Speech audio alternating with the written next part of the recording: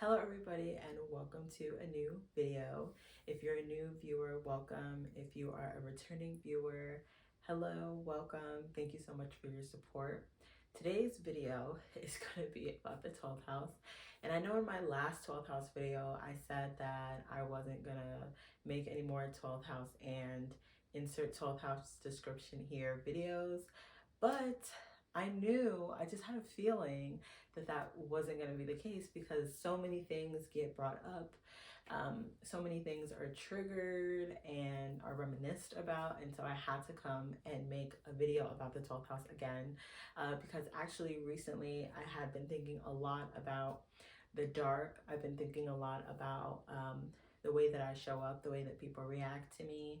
Um, and so I was making all of these different connections and, of course, was tying astrology, symbology into it. And so I knew that I had to come and make a video to share that with you guys and also to offer some insight into how it deals with the 12th house. And for anybody out there who not only have personal planets in the 12th house or generational planets, but also people who maybe have this feeling, and maybe they don't know why, and they can look at their astrological chart, look at what signs in the 12th house, look at where the ruling planet sign is in the chart, and can get a little bit more clarity about it.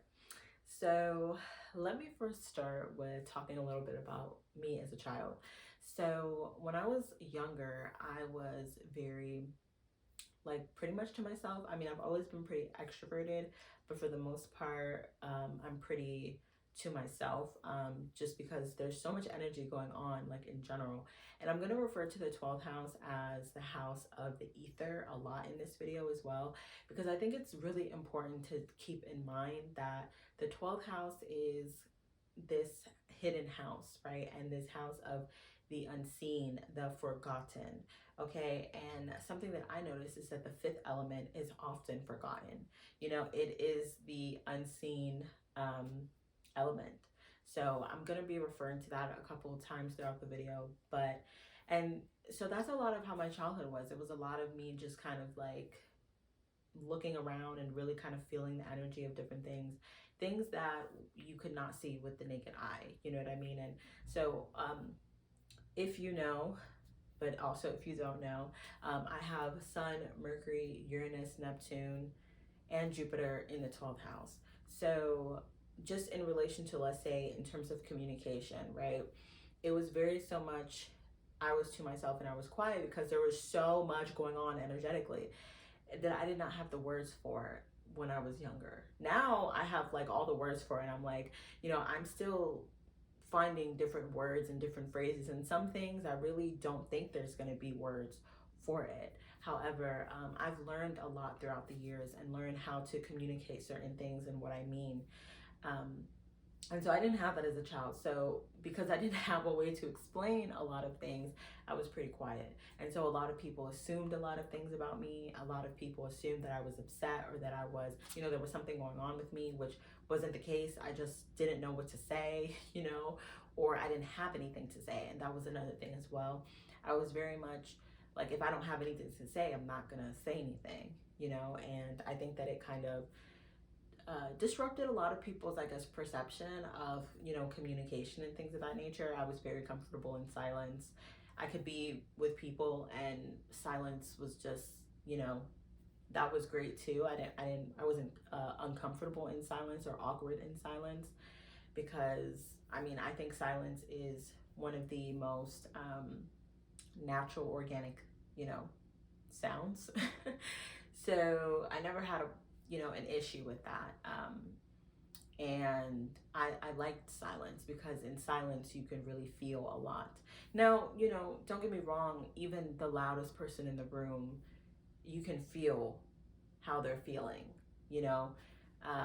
And so that's what I mean by that space, that fifth element that is not necessarily spoken about, but is felt. You know what I mean? So I have some notes down here, so I'm gonna be, looking down and whatnot. So I had a dream. So we just had a full moon in Aquarius that just passed. I think that was on August 1st, something like that.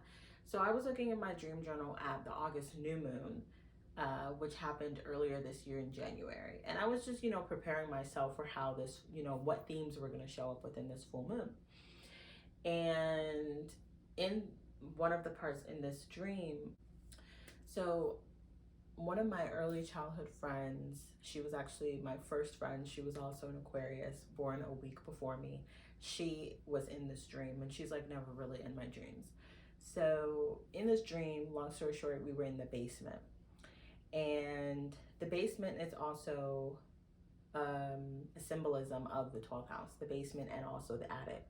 The reason is because the basement is usually a place where people store things of the past, and also the attic. It's a dark place. A lot of people don't really like entering the basement or the attic, if they have one. The basement and the attic are used as shelter places as well. But, long story short, it's really used as this place that is just to store things. You know what I mean? And so the 12th houser can feel as though they have been forgotten, that they are invisible in a way. And something that I noticed, at least for me, is I've been in situations as a 12th house sun where I've been in, right with people, like right there, standing there, and people will ask, like, where did she go? And I'm literally standing right there. Or I've been in situations where, it's a group setting and we're all talking, and I say something and it's as if no one heard me, and I want to, bring in this notion also that there is a difference between disrespect and someone purposely kind of like icing you out of the conversation, or, etc., and literally kind of like being invisible. You know what I mean? And so it is up to the 12th houser to be able to feel that as well. Because I know when I was younger, it was a lot of feeling disrespected. I was like, I feel disrespected. I didn't know the difference. You know what I mean? I just felt like if you're there, you're there, and people should see you. You know what I mean? But that's not always the case. I do genuinely believe and know that sometimes people cannot see you. Sometimes people cannot hear you. And it's a frequency thing. It's a vibrational thing. And I think that we're going to start seeing more of that a lot more as things, progress and ascend. But, and, that's what I'm talking about. I didn't have the words for that, when I was younger. And so I tried to make myself a lot more louder, a lot more seen, because I thought, well, if I continue to experience these situations where people don't see me or people don't hear me or whatever the case is, then that's going to be my life, so I must be doing something wrong, and so I tried to project even more, project myself more out, basically to get out of the basement, to get out of the attic. But something that I realized literally the other day, which really what prompted this video, is that I don't need to do anything. The birth chart is an earth chart, and it just shows your natural energy. You know what I mean? And it's not good and it's not bad. It's like saying, are the ghosts, are the spirits in my house, or the spirits that wander, or etc., are they bad? No. Not everybody can see them, but some people can. And so that's really how I see how 12th housers are, especially I would say 12th house sun. You're in the shadowlands. You're in the shadow. You are kind of like a shadow. And it's not to say that you don't have an identity. That's not true, because you can tell different ghosts depending on, or different spirits in the house depending on many different things. So to be a 12th house sun doesn't mean you don't have an ego. Doesn't mean you don't know your ego. That's not true at all. You know what I mean? It just means, my personal definition, or the way I see it, is it just means that your ego is in the realm of the unseen.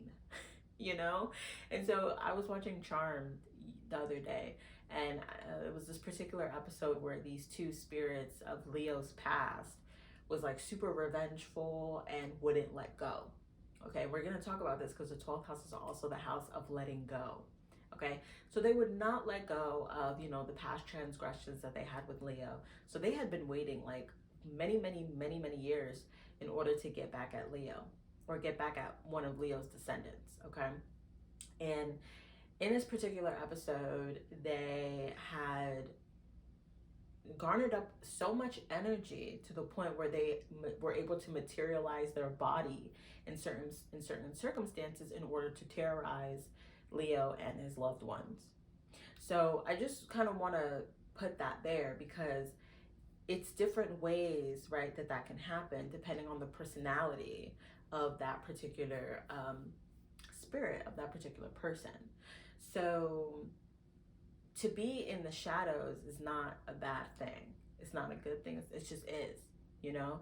And the shadow, the ether, is ever present. You know, it's not just present when the sun goes down and then the moon is high. It is ever present.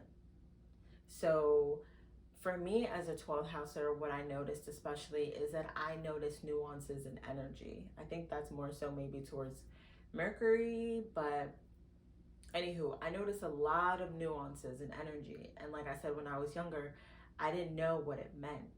Because for me, it wasn't really about what the person was saying, what was being shown in front of my face, because what was being communicated was always in another realm.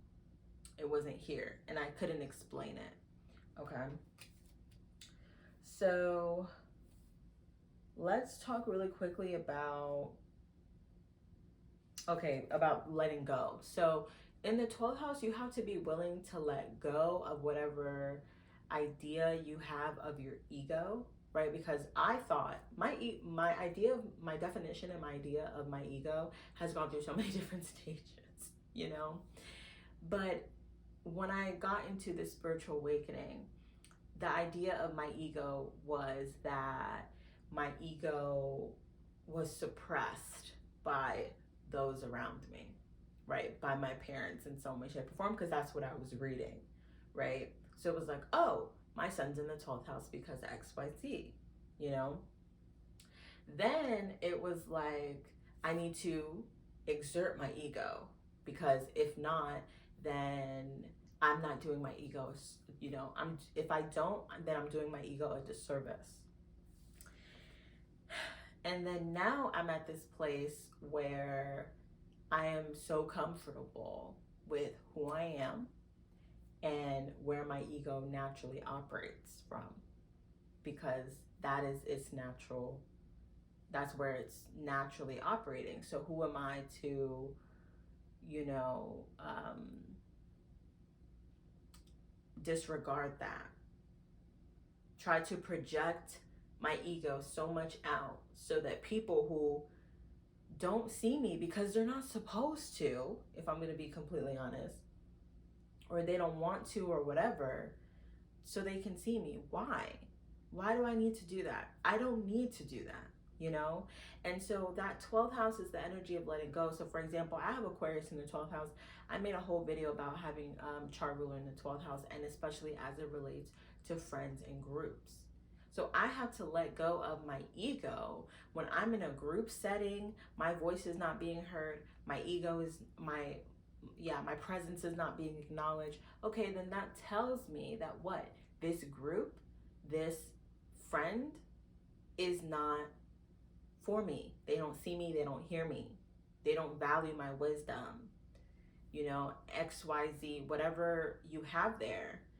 If you feel like it's being ignored, it's because it is. But you have to let go of whatever that is and move on, because the 12th house is the house of portals and doorways. So you're going to move on to the next portal, to the next doorway. And in the next portal, you're going to encounter, each time you learn to let go and you learn to shed, you know, you're going to encounter people who see you, who hear you, who value your wisdom, who value your love, who appreciate whatever it is, who feel you. If you have moon in the 12th house, it really just depends, right? So you have to learn how to let go when it comes to the 12th house. And it can be difficult. It's just like the spirits who don't let go, right? With Leo in Charmed and those guys. They were waiting for him for years. They didn't want to leave the plane without getting a revenge. but sometimes you have to learn when it's time to let go. And I would say too, when it comes to 12th housers, maybe perhaps I would have to think a little bit more. But when you notice, maybe in the beginning, people, your presence was there, your thoughts and your voice and stuff. But if you notice that like over time that starts to dwindle, then that's your cue that it's time to let go as well. Okay. The 12th housers have an awareness of the other side and of different realms. You know what I mean? Different dimensions, above and below, beside, etc. Now the planet, sorry, the sign that's there is going to show a little bit more about kind of how that scene is played out. But for the most part, there's an awareness of the ether, okay? And it's important to be okay with that. You know what I mean? It's important to be okay with that. Important to be in the dark. Important to appreciate your silence. You know what I mean? Because, like I said earlier, when I was younger, it felt like my silence wasn't appreciated. And so I started to not appreciate my silence, because then I started to wonder if there was something wrong with me, because I didn't literally want to talk. Okay. As it relates to the forgotten realm as well, there are a lot of things within the collective conscious, within the collective unconscious, that has been forgotten. The Akashic record, right? That's a part of the 12th house, okay? And to me, Sun in the 12th house especially is like a physical representation of the ether, of the forgotten energy of the collective. So you could remind a lot of people of someone, of their past. I've gotten that a couple times, which is really interesting because I never forget a face. So when someone says like, I remember you from someplace, I'm like, no, you don't, because I don't remember you. So, but maybe a past life, and of course the 12th house is the house of past lives.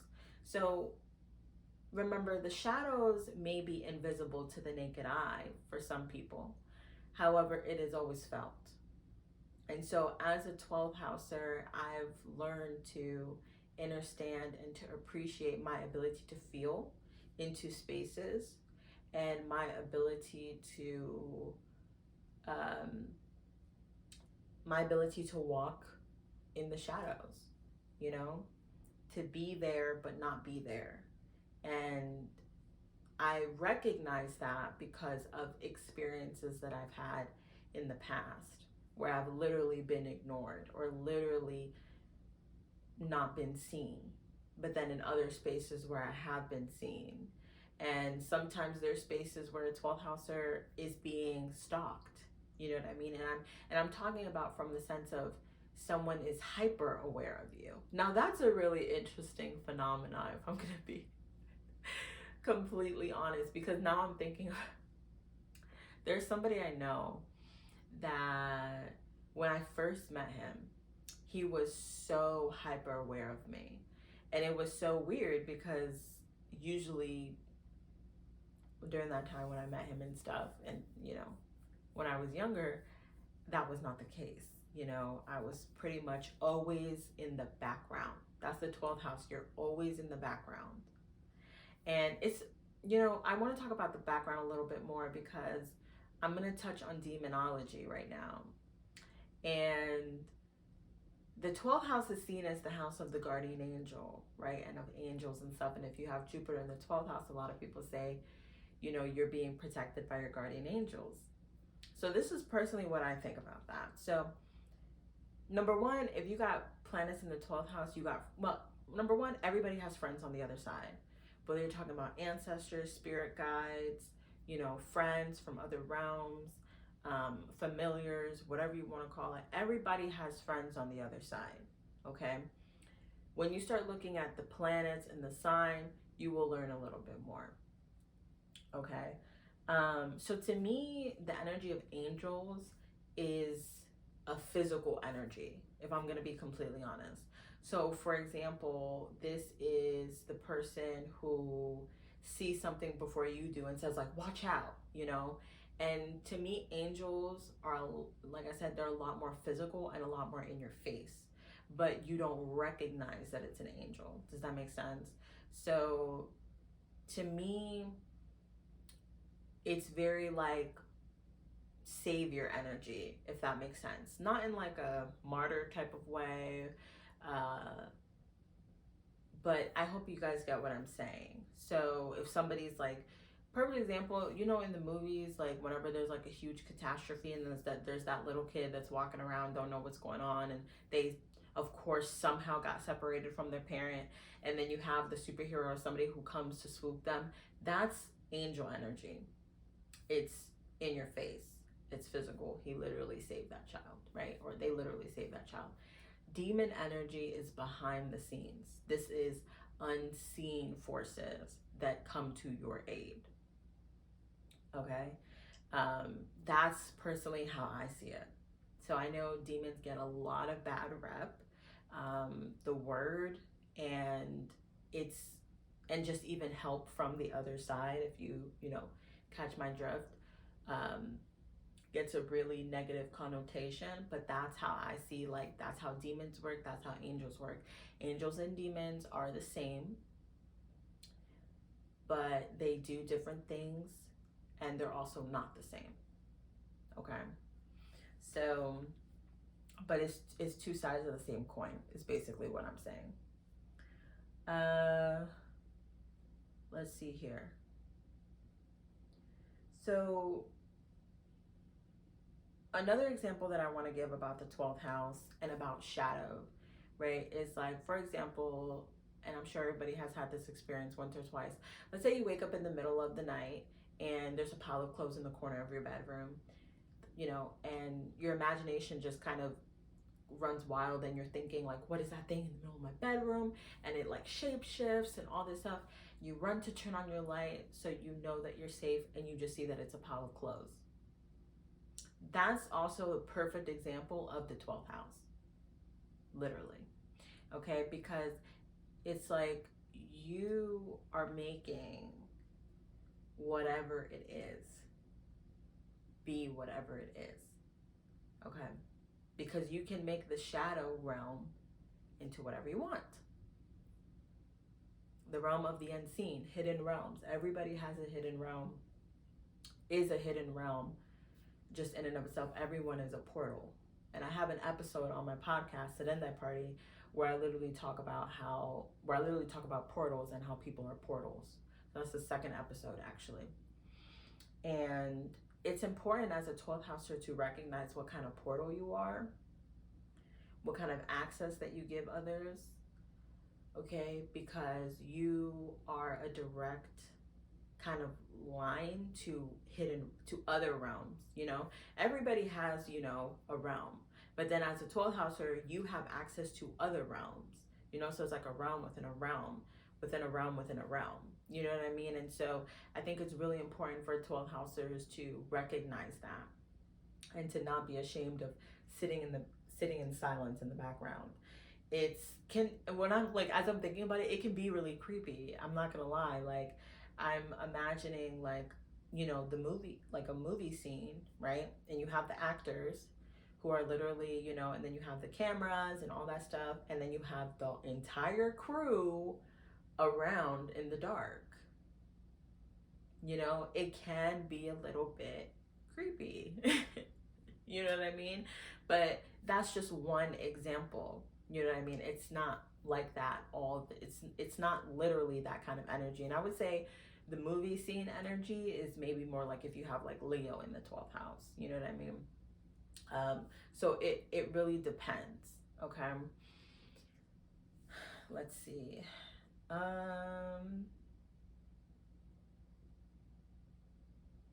So a quote that I wrote here was, when I'm at peace, I don't really want to speak.